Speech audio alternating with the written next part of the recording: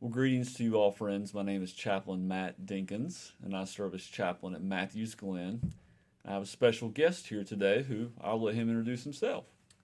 I'm Adam Dinkins and I am his son.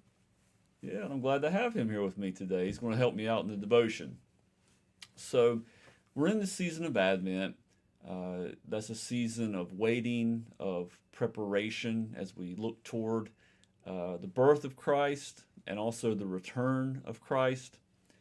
And I want to think especially about that waiting piece today. There's an experience that Adam and I had recently where we had to do a lot of waiting.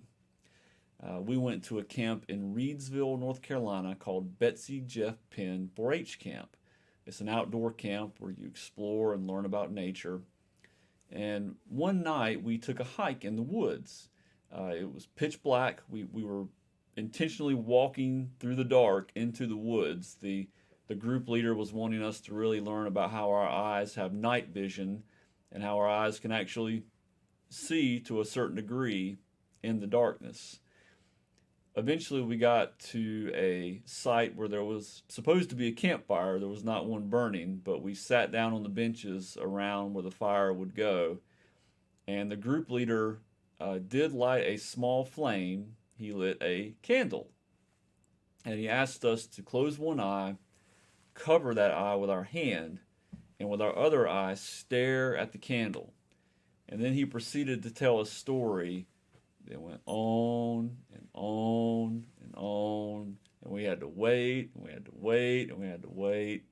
And it actually got to be quite painful. My eye was physically hurting having to close it so long and wait until the very end. He finally blew out the candle and he told us to open our eye that we had closed.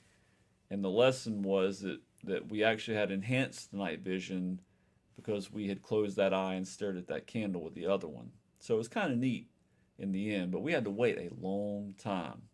And so I wonder, Adam, what was that waiting like for you? Well, it was annoying, it was sort of painful, and it ended up being worth it. It's like when you're waiting to ride a roller coaster. But it was also just like, okay, fast forward, please. When are we going to get to the good part? Yeah, good, good, exactly, right? So something good came from it, but it took a long time to get there, and the process to get there uh, was difficult and not fun, right? And I think often when we wait, it can be like that. I'm reminded of a story in the Bible that I want to share with you about Elizabeth and Zechariah, who would go on to become the parents of John the Baptist. They waited a long time for a child.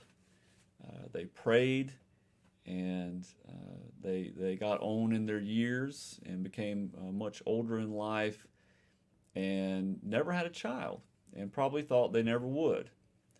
But as we all know, they did become parents to John the Baptist. And I want Adam to read uh, that a verse from that story to you. It's Luke 1:13. He's going to read that now.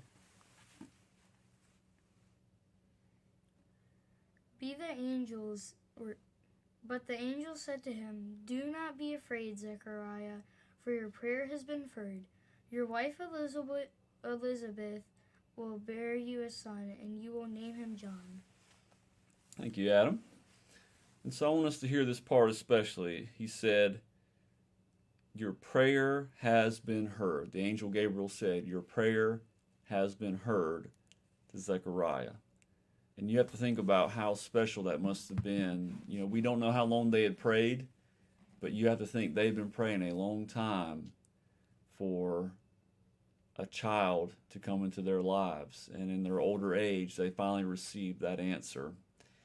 And I encourage you to think about that today in your own prayer life and the ways that you're waiting in your own life.